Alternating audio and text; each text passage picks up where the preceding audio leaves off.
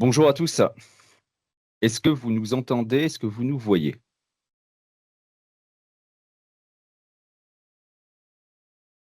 Moi, je t'entends, Margot. Ouais, c'est bon. Très bien. Juste, petite précision, on a vu qu'il y avait quelques IA, de notes qui ont essayé de se connecter. On ne les a pas acceptées, en toute franchise pour plusieurs on vous enverra le replay. Ça, c'est le premier point et un autre point, c'est par rapport à des soucis de RGPD justement, au niveau des IA, et c'est pour ça qu'on ne les a pas acceptées. Voilà.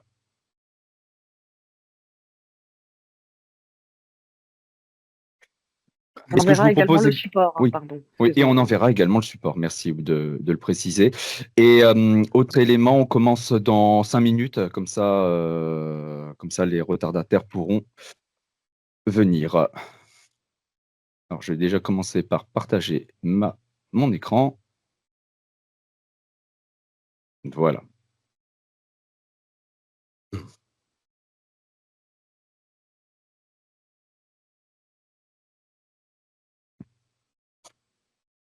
faire comme ça.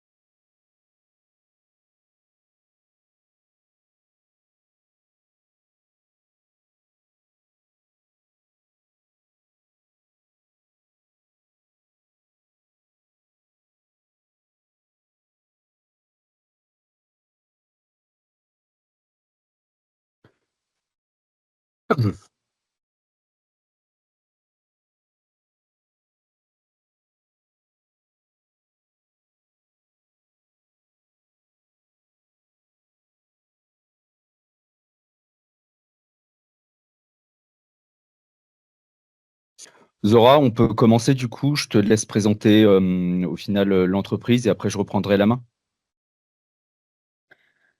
Oui, très bien. OK, Euh, super. ouais. Je ne sais pas s'il y a encore des personnes qui vont nous rejoindre, mais on peut déjà commencer peut-être et présenter l'entreprise. Donc, bonjour à tous. Donc, moi, c'est Zora. Je suis business developer chez Querio. Et donc, Querio, c'est quoi? Donc, ça va être un intégrateur pure player Microsoft. Et on travaille sur trois activités.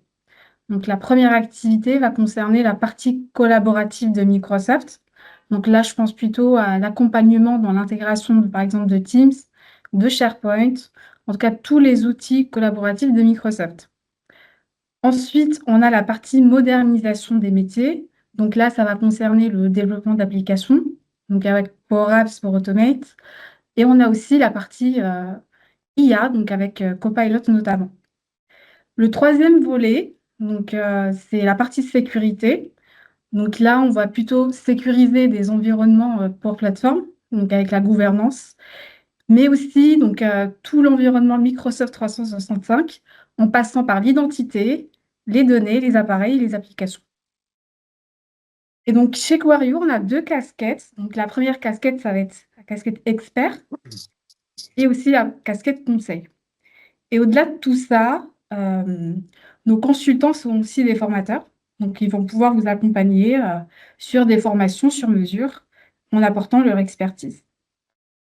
Donc, voilà un petit peu pour la présentation de Querio et je te laisse la main.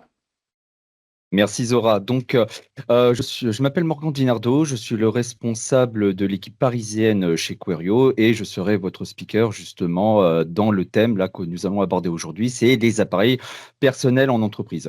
Donc, juste un petit layout avant qu'on commence. La présentation va s'axer sur différents axes et à chaque fois, je vais faire une démonstration directement. Voilà. Donc, il y aura du va-et-vient entre présentation, démonstration, etc., pour justement rajouter un peu en fluidité et pas vous noyer dans la théorie. Donc, commençons. Au programme, ce qu'on va faire, c'est présentation du MAM. Alors, le MAM, c'est le Mobile Application Management, à dissocier du MDM, Mobile Device Management. On y reviendra par la suite. Dans le MAM, on va expliquer le périmètre, la notion d'inscription, c'est-à-dire comment un appareil Android, Apple ou autre va s'introduire, on va dire, dans votre système par rapport à certaines règles de conformité, qui sera le quatrième point, et les différentes règles justement qu'on pourra mettre en place, notamment la capacité ou non à l'utilisateur de faire des captures d'écran ou de faire du copier-coller, par exemple. Et on terminera par ce que chez Querio, nous estimons indispensable à mettre en place. Alors, c'est une liste non exhaustive, hein, ça va reprendre bien évidemment les grands points à mettre en place au travers de Intune et du MAM. Juste quelques chiffres avant de commencer. Donc, la sécurité, ça va devenir le nerf de la guerre maintenant. De plus en plus d'attaques apparaissent avec une forte augmentation, que ce soit des ransomware, que ce soit de la violation de données, des arnaques au président ou autres. Donc, la sécurité, même chez Microsoft, va devenir un point central. Et justement, c'est là où Intune et la brique sécurité de Microsoft rentrent en ligne justement pour sécuriser tout l'ensemble de votre écosystème Microsoft. Donc, présentation du MAM. Comment ça fonctionne? Le MAM, c'est quoi? Comme je l'expliquais tout à l'heure, c'est une méthode de sécurisation qui permet de cibler l'application qui va être installée sur votre poste. Un cas basique, admettons, j'ai un téléphone personnel, un Android, je télécharge l'application Outlook et je veux me connecter chez Querio, typiquement. Et là, je vais passer par un processus d'authentification qui va déjà, premièrement, vérifier mon identité, vérifier si l'application elle existe bien dans l'environnement Querio, donc là, en l'occurrence, Outlook, voir si les données sont valides et peuvent être sécurisées pour éviter justement de la violation de celle-ci, et voir si mon téléphone est mis à jour avec le dernier patch de sécurité, s'il est routé ou non, s'il n'est pas sous un OS un peu exotique, etc., etc., etc. Donc là, ce sont les 4 axes qu'on va aborder, donc identité, application, données et conditions. Les objectifs, au final du MAM, c'est de sécuriser ce qu'on appelle le Bring on your device, désolé pour l'accent, qui va permettre d'enrôler une application sur le téléphone, mais en le mettant pas dans le parc de votre société. Là, typiquement, moi, j'utilise mon téléphone personnel et j'ai les données professionnelles à l'intérieur de celui-ci. Ça marche exactement de la même façon si j'avais un iPad ou une tablette Android ou un PC portable ou un PC fixe chez moi si je veux travailler depuis chez moi. Donc, ça prévient la fuite de données. Exemple, comme je l'ai évoqué tout à l'heure, bloquer pardon, le copier-coller ou éviter justement les sauvegardes cloud perso. Si, admettons, ce document-là, je le trouve intéressant, bah, je le mets sur un Dropbox. Mais le Dropbox, typiquement, il n'est pas validé par le SI et par conséquent, fuite de données massive et garantir justement la vie privée. Là, typiquement, avec mon téléphone, encore une fois, Querio ne voit pas mes messages typiquement que je peux envoyer, parce que ça va créer un conteneur à l'intérieur de mon téléphone, une encapsulation, où Querio va gérer justement cette encapsulation et va lui dire, bah, là, tu te connectes sur une application qui est validée par Querio, donc du coup, il faut que tu la déverrouilles, tu n'as pas le droit de faire de copier-coller, etc. Il y a certaines règles qui ont été mises en place, mais par contre, Querio ne peut pas voir mes messages, ne peut pas scanner mes appels, c'est parfaitement segmenté. Voilà au niveau de la présentation. Donc, le périmètre, et là, on passera après par la suite sur la présentation. Donc, le périmètre, donc les plateformes cibles, les OS, donc de l'iOS ou de l'iPadOS, donc ça fonctionne parfaitement. De l'Android, tout constructeur, que vous soyez chez Samsung, chez Pixel ou chez Nokia ou autre, peu importe, tout fonctionne parfaitement. Et maintenant, au niveau desktop, donc c'est-à-dire ordinateur fixe, il y a la possibilité avec Windows 10 et Windows 11. Petite parenthèse, Windows 10, le support a été arrêté, donc maintenant ça va plus être maintenu par Microsoft. Mais avec Windows 11, vous avez la possibilité de sécuriser sur un ordinateur personnel uniquement la version, le Edge, s'il se connecte sur votre environnement professionnel. Donc, l'écosystème applicatif, donc le MAM, ça ne s'applique pas par magie. Il y a des règles à mettre en place qu'il faut distinguer. Donc, il y a trois types d'applications. La première étant les applications natives Microsoft, donc tout ce qui va être Teams, Outlook. Là, c'est relativement basique à mettre en place. Les applications partenaires, donc c'est si vous utilisez du Acrobat, du Zoom, pardon, du ServiceNow, ou par exemple, chez nous, on utilise VSA pour faire nos CRA, nos comptes rendus d'activité. Il y a une application VSA qui existe et c'est une application qui a été trustée, qui a été approuvée par Intune chez nous et qui nous donne la possibilité de le télécharger sur le store avec justement ce verrouillage des données, ce cloisonnement des données. Et des applications métiers qui ont été développées en interne. Et là, justement, on pourra également les uploader, on va dire, dans Intune. Je schématise ça vulgairement. Les uploader directement dans Intune pour pour les valider, pour que les personnes puissent les télécharger. Voilà, si elles ne sont pas sur le store, bien évidemment. Ce qui est hors périmètre, c'est les applications, comme je le disais précédemment, si vous avez WhatsApp, les applications natives, donc ce qu'on appelle, alors je vais parler en mode Android, hein, les G-Apps, donc tout ce qui va être Gmail, les notes, le calendrier ou autre, ou sur Apple, le calendar, etc., etc., ne vont pas faire partie justement de ce MAM, puisque ce sont des applications personnelles. Et les paramètres de l'OS ne sont pas justement monitorés et paramétrables, parce que là, on verrouille l'application et pas le device en entier. Pour illustrer mon propos, là justement, je suis sur un environnement de démo actuellement. Alors, je précise, c'est un environnement de démo qu'on a chez nous, il y a quelques règles qui ont été mises en place, quelques configurations, mais qui ne va pas remontrer l'exhaustivité de tout ce qu'on peut faire. Là, c'est encore une fois, c'est dans le cadre de la démo, du webinar. Donc, ici, je me retrouve sur intune.microsoft.com. Ici, j'ai la notion de voir tous les appareils, donc les appareils Windows, les appareils iOS, iPad, Mac, Android et Linux. Bon, bien évidemment, Linux, on va être bridé en termes de fonctionnalité parce que Linux reste quand même un système à la marge d'une utilisation en entreprise. C'est plutôt utilisé côté serveur. En tout cas, de mon expérience personnelle, c'est pas spécialement utilisé. Mais là où ce qui est beaucoup plus utilisé, c'est tout ce qui va être flotte mobile, donc iPad, iOS et Android. Et quand je clique dessus, je vais avoir la possibilité de monitorer certaines options, donc d'inscrire les appareils, de vérifier leur configuration, leur conformité, ce que j'évoquais tout à l'heure, gérer les mises à jour. Alors sur iOS, c'est déprécié ça pour le moment parce que iOS gère, Apple gère les mises à jour différemment maintenant. Mais si je rebascule sur voilà. Si je rebascule sur de l'Android, là, je vais avoir toutes les options inhérentes à Android, donc l'inscription et le déploiement, le forçage, si j'ose dire, de mise à jour si besoin. Exemple, je veux me connecter à une application sur Outlook. On détecte que mon Outlook, mon OS Android n'est plus à jour. Je suis sur Android 8, par exemple. Et sur Android 8, typiquement, il faut que je sois sur Android 14. Donc là, soit je le mets à jour, soit j'ai un ancien téléphone qui est obsolète. Donc il faut que je change de téléphone et auquel cas je ne pourrais pas me connecter. Donc là, c'est au niveau des appareils et j'ai la même chose également au niveau des Mac. Des Mac ou même des Windows, comme je l'ai évoqué tout à l'heure. Là, c'est au niveau des appareils. Et on a exactement le même principe de fonctionnement avec les applications. Il faut distinguer, comme ici, appareil et application. Et là, ce sont les applications que je vais pouvoir directement monitorer sur mon écosystème. Si je reclique sur Android, là, je vais voir les différentes applications qui ont été trustées, qui ont été validés par mon entreprise. Alors là, encore une fois, c'est un environnement de démo, donc ça ne reprend pas l'exhaustivité.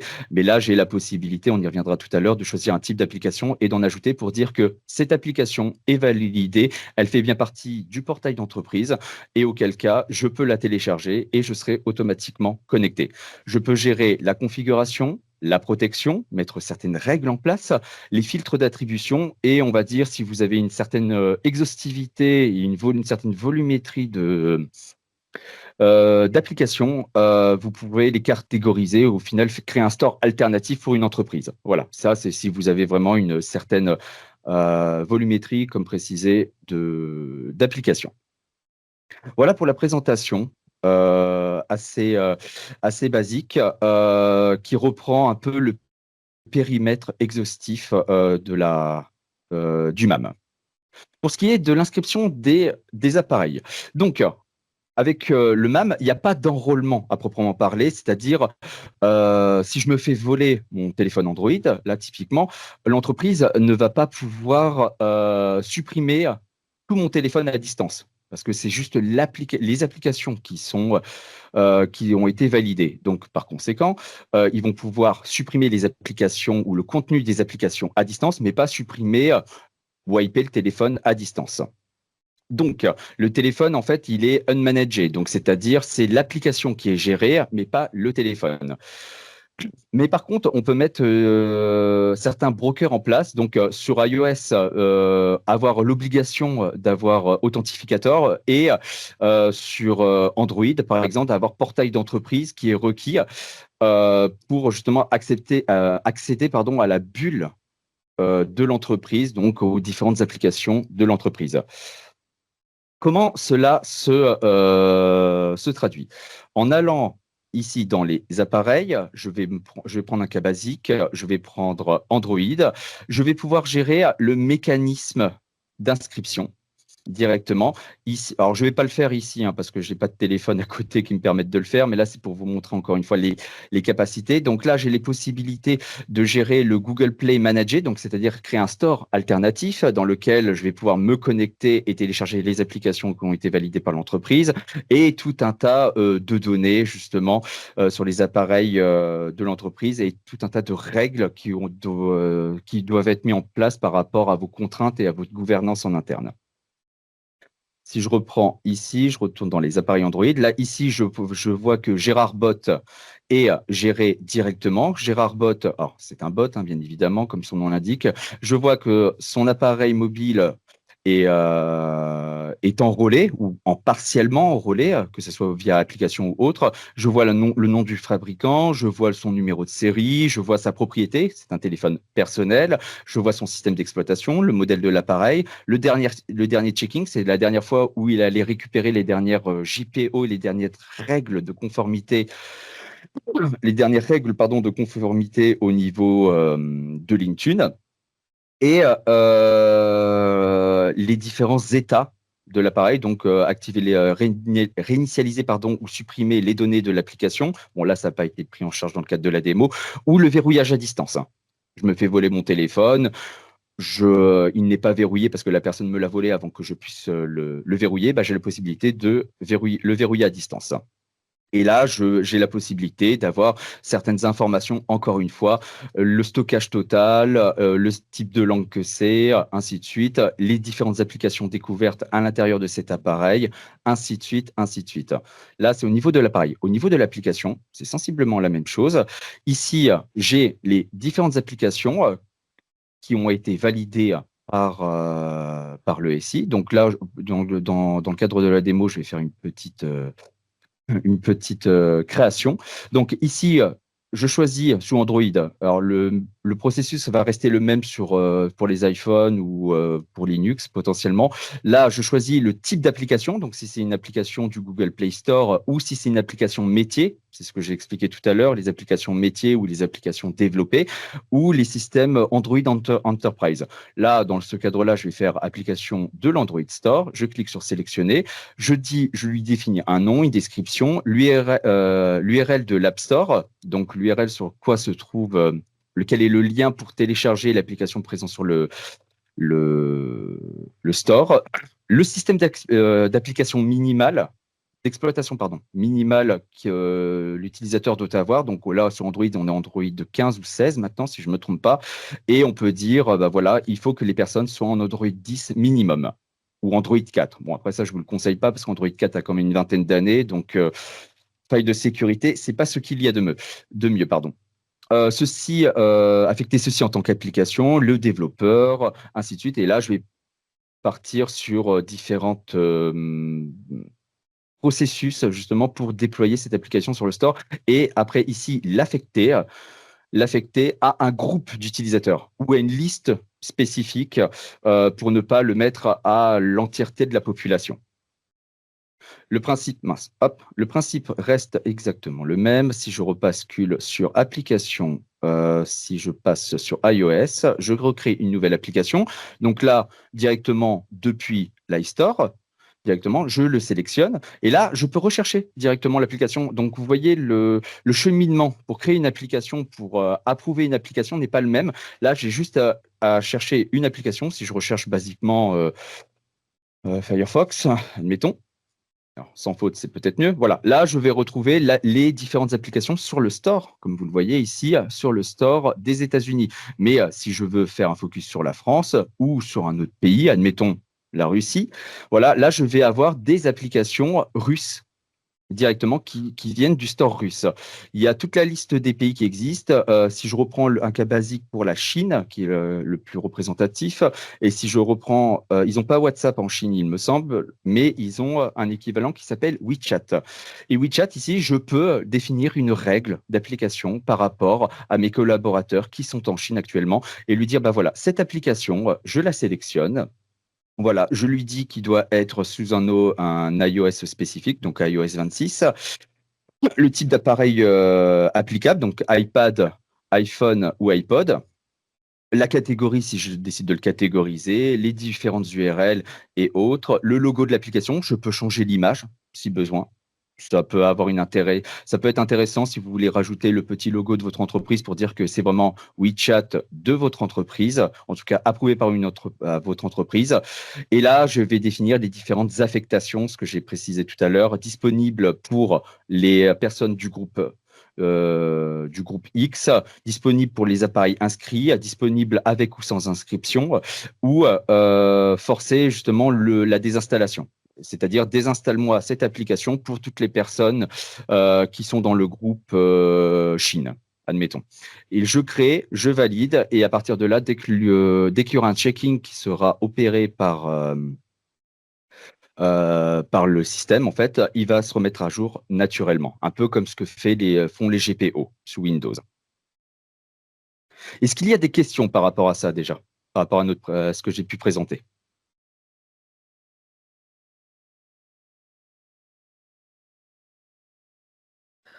Pour le moment, Morgan, il y a pas de Ouais, questions dans le chat. super. On a Arnaud qui nous pose une question sur le licensing. Alors, pour le licensing, ça va dépendre de ce que vous avez. Il y a la notion de Azure P1, Azure P2, justement. Là, Mhm. justement, ça va dépendre de ce que vous avez en place chez vous, parce que les licences chez Microsoft, déjà, premièrement, c'est un monde alternatif. Et là, il faudrait vraiment qu'on fasse un échange, parce que c'est du spécifique Mhm. sur chaque environnement. Justement, Arnaud, on a un point ensemble la semaine prochaine, on pourra en parler. Ah bah voilà, comme quoi. Mhm. Alors, s'il n'y a pas de questions, j'avance un peu. Donc là, on va parler de la conformité. Donc, c'est vérifier si l'appareil est conforme pour lancer une application ou pour télécharger une nouvelle application. Exemple, je reprends le cas d'un Android. Un Android, on a la possibilité de le router, donc c'est-à-dire d'être en mode super administrateur dessus pour installer des applications made in perso, on va se le dire comme ça, ou d'autres types d'applications, ou sur iOS de le jailbreak, qui représente à peu près la même chose. Et on a la possibilité de dire que non, cet appareil est jailbreaké, donc potentiellement faille de sécurité, on ne sait pas ce que la personne a fait dessus, donc on n'accepte pas l'intégration de ce device au sein de l'entreprise. L'obsolescence, donc c'est-à-dire bloquer, exemple Android 9, c'est ce que j'ai évoqué tout à l'heure, ou forcer la mise à jour, forcer les différentes mises à jour des applications, exemple mise à jour Outlook, si jamais il y a une faille de sécurité qui est diagnostiquée dans une application sur Android ou sur iPhone. Et également le niveau de menace, donc c'est l'intégration de Defender for Endpoint. Si votre téléphone est infecté, pardon, les accès pro sont coupés dynamiquement. Donc, c'est-à-dire que, voilà, admettons, pendant un week-end, je décide de télécharger sur mon téléphone Android une application assez obscure parce que j'ai envie de télécharger quelque chose. Le Defender for Endpoint va vérifier, je jure, ah, attention, ça, c'est pas validé, il y a des risques et autres. Il va automatiquement couper l'accès. Et du coup, l'application ne pourra pas rentrer dans la bulle de l'entreprise sur le téléphone. On a une question, Morgan. Oui. Donc, Adil nous demande, j'ai une nuance entre la gestion du périmètre personnel et professionnel sur le device. Est-ce qu'il y a des limites techniques sur le contrôle de certaines applications personnelles ou bien cela revient à l'entreprise? Alors, je suis pas sûr de comprendre la question.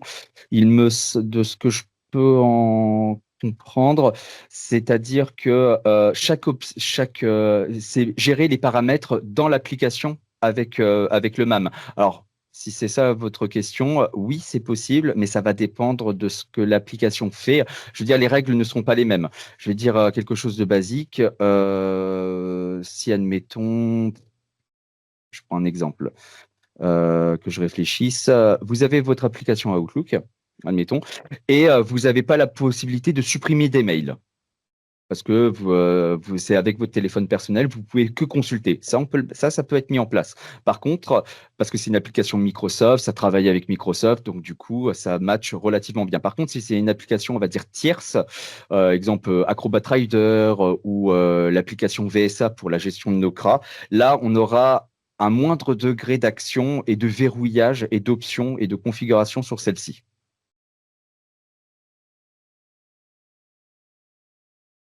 En espérant avoir répondu à la question.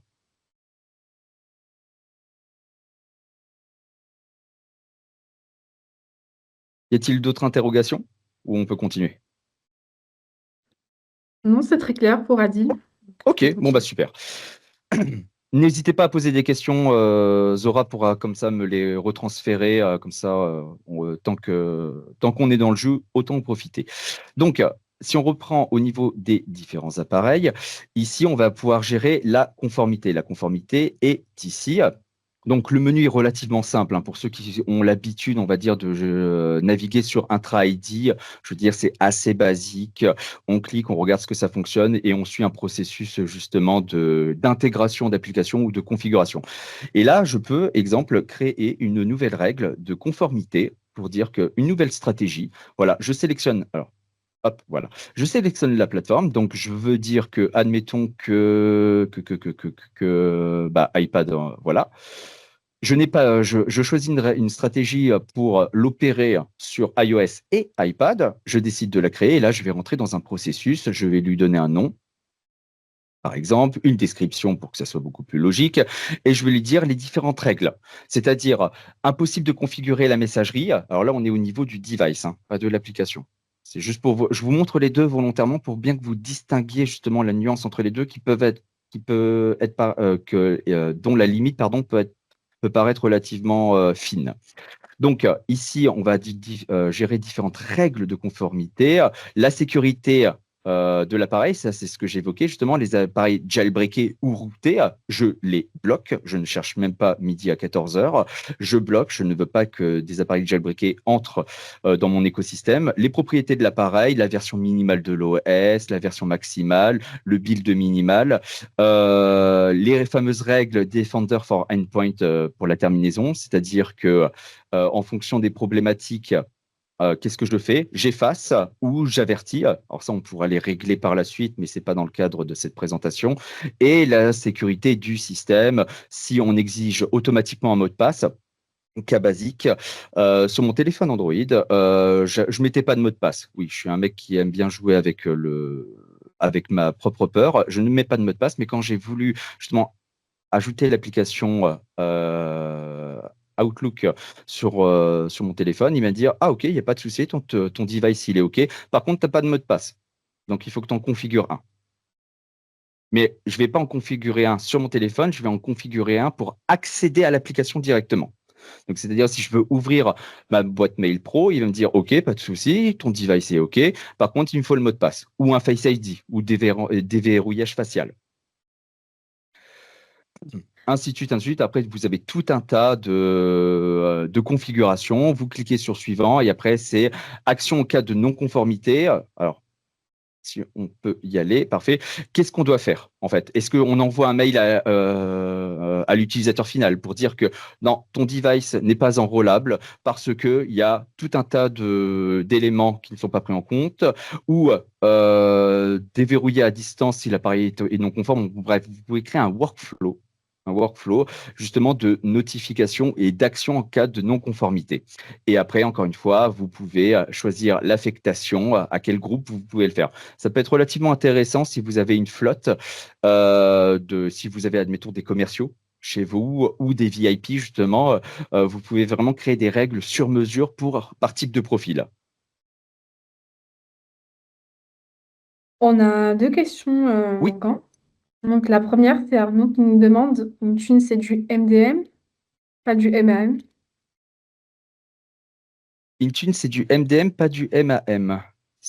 En fait, dans Intune, il y a deux choses. Il y a le MDM. En fait, Intune est la technologie globale. C'est vraiment, on va dire, l'écosystème. Voilà, c'est le nom de la marque de Microsoft. Et dans Intune, on peut faire du MAM ou du MDM. Mhm. Et on a une deuxième question. Donc, Oui. je vois pas le prénom de la personne. Donc, est-ce qu'on peut forcer le fait que les utilisateurs iPhone, Android n'accèdent à leur mail entreprise que par l'application Microsoft Outlook? Oui. Est-ce qu'il est possible de ne pas autoriser de sauver les pièces jointes sur le téléphone ou de les Oui. forwarder avec d'autres applications type WhatsApp? Alors oui, on peut justement. Alors pour ce genre de choses-là, il vaut mieux utiliser une application made in Microsoft, donc en l'occurrence Outlook. Et oui, c'est possible justement d'empêcher justement le partage ou même la capture d'écran, typiquement, via une application gérée par Intune. Et ça demande aussi un niveau de licence qui est plus élevé, donc Oui. à prendre en compte. À prendre en compte, forcément, là, c'est le principe des poupées russes chez Microsoft et au niveau des licences. C'est plus vous voulez rajouter de la sécurité ou plus vous voulez avoir d'options, plus il y a de licences à avoir. Après, il n'y en a pas 1500 d'options, toute franchise, hein. Il me semble, on va prendre avec des pincettes, je pense qu'il y en a 3, 4 grand maximum qui sont cumulables avec d'autres types de licences. Mais ça, encore une fois, je ne m'aventure pas là-dedans parce que c'est pas du tout mon secteur d'activité. D'autres questions ou c'est bon? C'est tout bon pour le moment. Ok, super. Bah, pour répondre justement à l'interrogation, là, si je fais sur Android, ici, on voit qu'il y a un plan de conformité, la configuration. Voilà, ici, on a mis en place pour un appareil Android de bloquer les screenshots, donc c'est-à-dire l'impossibilité à l'utilisateur de faire des captures d'écran de documents, de pièces jointes ou autres. Et c'est-à-dire que soit il y a deux façons comment ça peut fonctionner. C'est soit ça les bloque nativement, ou si jamais ça ne peut pas les bloquer pour une raison X ou Y parce que l'application est trop obsolète ou pas totalement gérée par Intune, bah, ça fait un écran noir. C'est-à-dire on fait une capture d'écran. Je ne sais pas si vous avez déjà fait le cas, vous êtes sur votre application de banque. Admettons, votre banque LCL, Crédit Lyonnais ou je sais quoi d'autre. Vous voulez faire une capture d'écran pour envoyer ça à votre compagne, peu importe. Ben, en fait, l'application, je parle de ça parce que j'ai eu le cas il n'y a pas longtemps. Bah, j'ai pas pu l'envoyer à ma femme, une capture d'écran de mon application parce que l'application, elle est verrouillée, sachant que on n'est pas dans l'Intune, mais ça montre que certaines applications nous empêchent de faire des captures d'écran ou de transférer des informations à un tiers. C'est-à-dire, on est dans l'application, on reste dans l'application et les données ne sortent pas de l'application. L'application est totalement verrouillée. Et là, par exemple, je vais créer une nouvelle stratégie. Donc, je sélectionne encore une fois la plateforme. Donc là, je suis sous Android. Donc, je vais faire Android ici. Je choisis, alors, catalogue de paramètres où vous pouvez créer des modèles que vous pouvez après réutiliser. Là, dans notre cas, il n'y en a pas. Et ici, vous pouvez avoir un catalogue de paramètres. Donc là, on va créer la chose depuis zéro. Donc, je vais faire test encore une fois. Le catalogue. Et là, je vais pouvoir ajouter tout un tas de paramètres.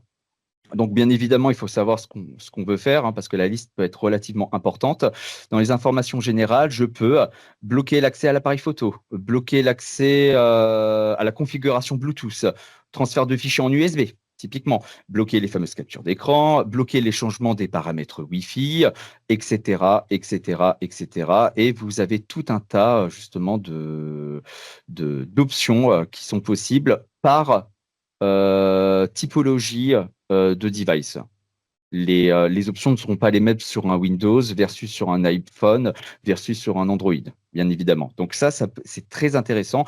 Donc là, vous avez tout un tas d'options. Donc, gérer le mot de passe. Bah, on va reprendre un cas basique.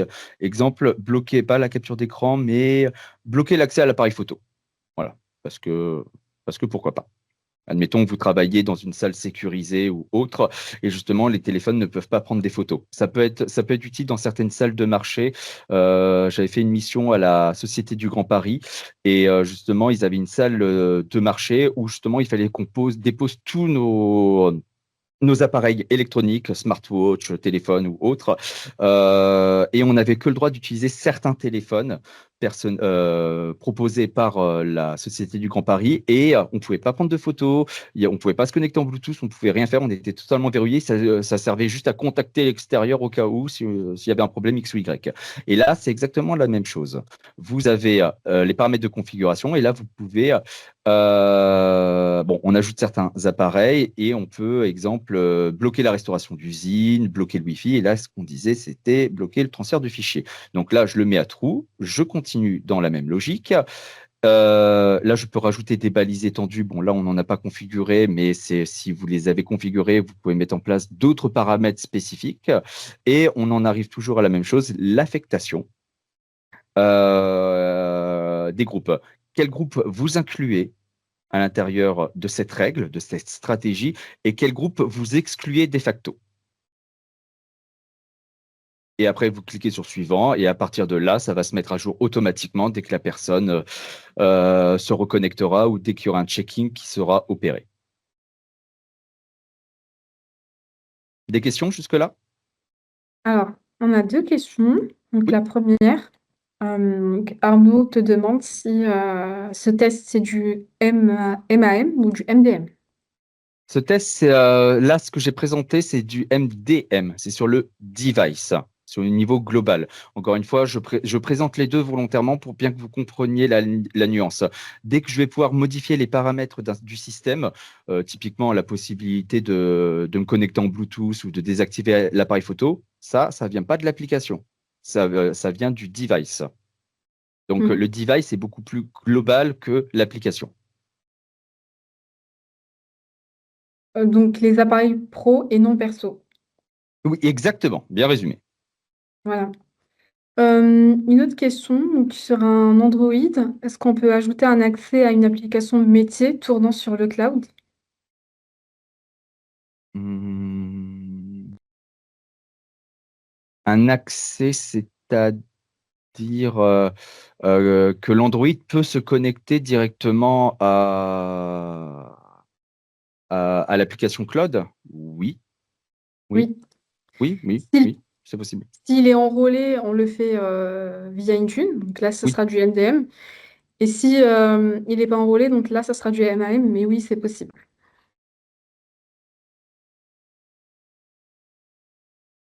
d'autres. Donc, Ah, vas-y, oui, une tu autre avais d'autres question. questions. Si Mhm. j'ai bien compris, pas de wipe possible avec le MAM, donc impose d'avoir en plus un MDM. C'est ça. C'est ça. Vous allez pouvoir wiper en fait les données de l'application ou bloquer les accès de l'application avec le MAM, justement. Mais le MDM va pouvoir wiper tout le device directement, le briquet, pour la faire très simple.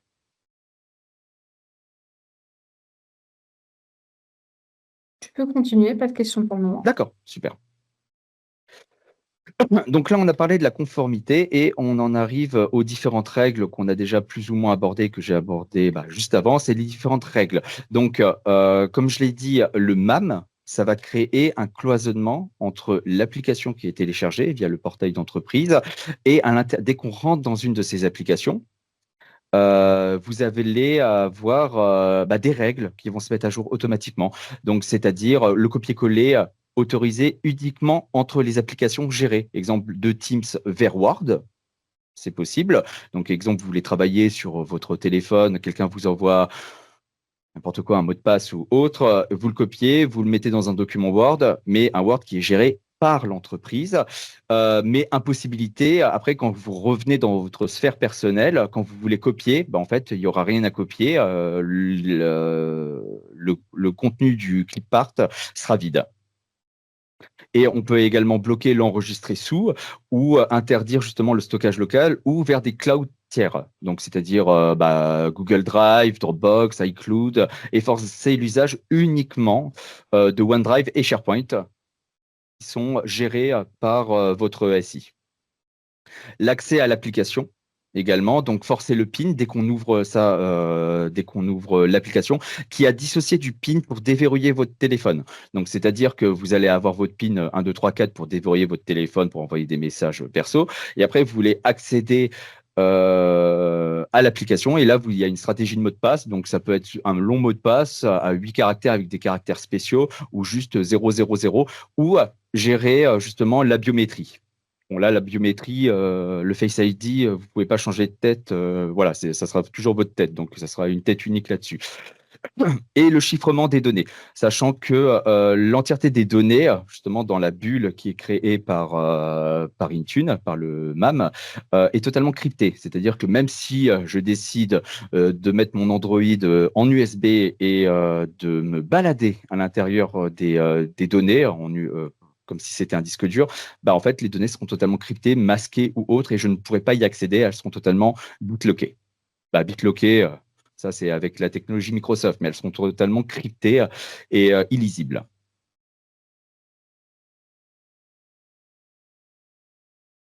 Est-ce qu'il y a des questions par rapport à cette présentation? Mhm.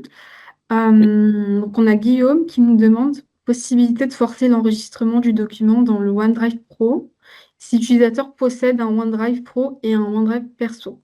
Oui, c'est possible, c'est totalement faisable. Il Ok. dissocie les deux. Et Arnaud nous demande si le MAM passe aussi par Intune, cela nécessite un certain niveau de licence. Et Euh, ça, oui. pour... Ouais, je pense que oui. Là, les licences, encore une fois, c'est pas mon périmètre, mais je pense que oui, très sincèrement.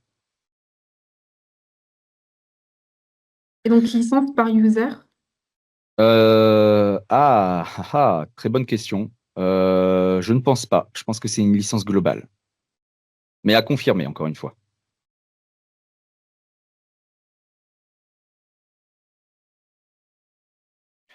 Et également, alors ça, c'est juste. Ah, Mhm. d'autres questions ou pas? Non, non, mais D'accord. pour la partie licence, si jamais vous avez des questions, n'hésitez pas justement à réserver un créneau avec moi. Je vous laisse mes coordonnées et on pourra en parler plus en détail. Hmm.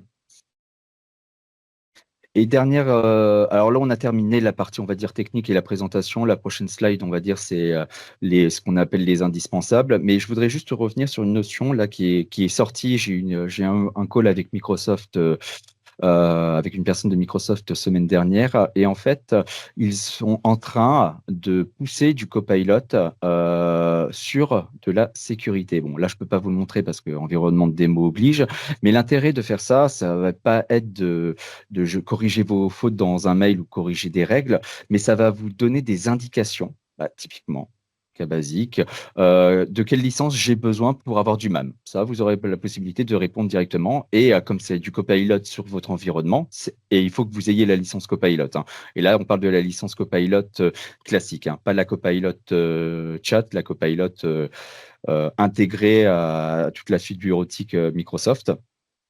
Là, vous pourrez poser des questions, vous pouvez lui demander des rapports. Combien de règles j'ai mis en place? Est-ce que j'ai une règle qui me permet de bloquer la capture d'écran, typiquement, et tout un tas de choses. Et il va également vous assister. Et ça peut être relativement intéressant, vous assister sur la notion de création pour que vous puissiez lui poser les bonnes questions pour dire est-ce que ça, si je fais ça, est-ce que ça fait, il y aura quoi comme conséquence? Et il pourra vous donner des données concrètes parce qu'il est directement connecté à votre Intune et vous donner des informations concrètes. Il ne fera pas les choses à votre place. je le précise quand même, pas pour le moment en tout cas. On n'est pas à l'abri que ça arrive. Mais par contre, il pourra vous ressortir du rapport, des rapports et une forme d'aiguillage sur la mise en place de certaines stratégies. Donc, c'est relativement intéressant. Si vous avez une licence Copilot, je vous conseille de l'utiliser. C'est un outil, relativement intéressant et puissant et ça peut vraiment vous dépanner en cas de point de blocage ou si vous avez besoin de rapport. Voilà. C'est un chat, hein, totalement basique. On l'ouvre là, ça s'ouvre sur le côté et là, vous pouvez directement chatter à l'intérieur, pour lui poser des questions concrètes sur la fenêtre actuelle ou sur l'entièreté de, Intune.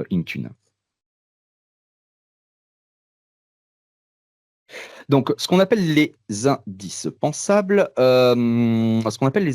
Donc, c'est des choses qui peuvent être mis en place facilement. Comme je l'ai précisé tout à l'heure, ce n'est pas une liste exhaustive, encore une fois, mais c'est ce qu'on considère comme important à mettre en place par du MAM ou potentiellement du MDM. Donc, c'est l'effacement sélectif. Donc, c'est le selective wipe. Donc, c'est-à-dire, c'est mon téléphone est infecté, il a été volé et autres. Qu'est-ce que je décide de supprimer? Est-ce que je supprime toutes les applications ou est-ce que je supprime seulement les derniers messages envoyés par la personne? Par exemple, exiger pardon, un ping ou de la biométrie, donc empreinte digitale ou Face ID typiquement, pour vous connecter à l'application systématiquement. Imaginez que je quitte l'application, je reviens dessus, il me propose un PIN ou un Face ID, ou je change de fenêtre, je retourne je veux renvoyer un message à quelqu'un en perso, je me reconnecte à l'application, il me réexige encore une fois un code PIN ou un Face ID.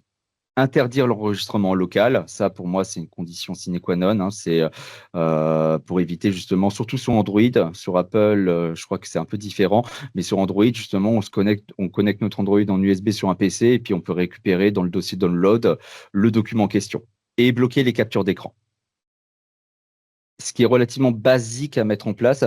Et tout ça, en fait, ça va venir avec un peu une forme de gouvernance à l'intérieur de la gestion de votre parc informatique, en disant qu'est-ce que les utilisateurs ont le droit de faire, qu'est-ce qu'ils n'ont pas le droit de faire et comment on le met en place.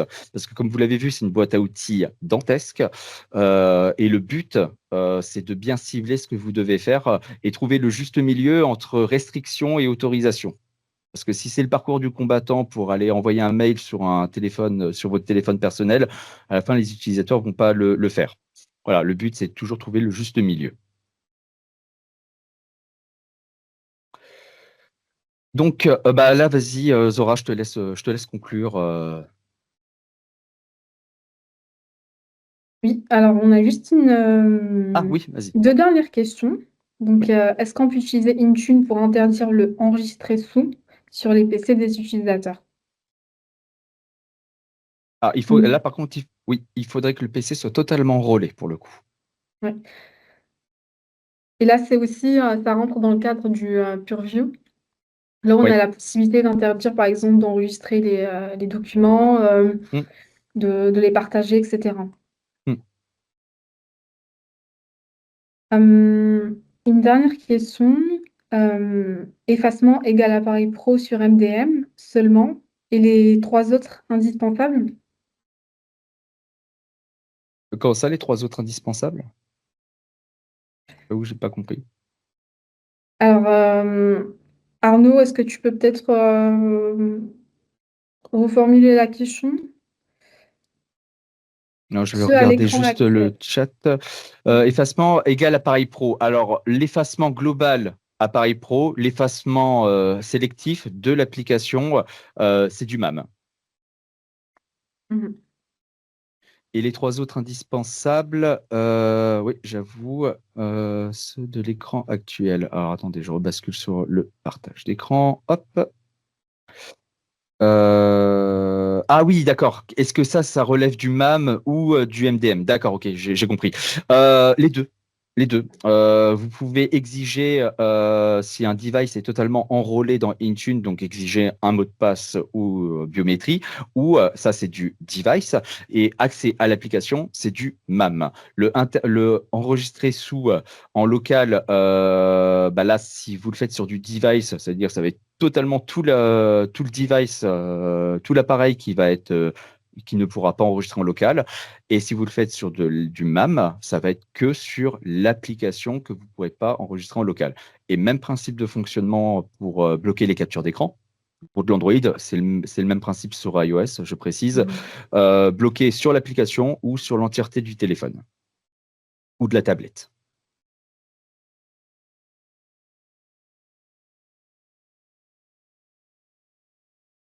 Très bien, je pense que on n'a plus de questions. Si c'est le cas, je pense qu'on peut clôturer ce webinaire. En tout cas, merci beaucoup pour votre présence et n'hésitez pas à me contacter si vous avez des questions, si vous voulez aller un peu plus loin sur des sujets de sécurité ou même autres. Bonne journée à tous. Bonne journée à tous. À Bon bientôt. courage. Au revoir. Au revoir.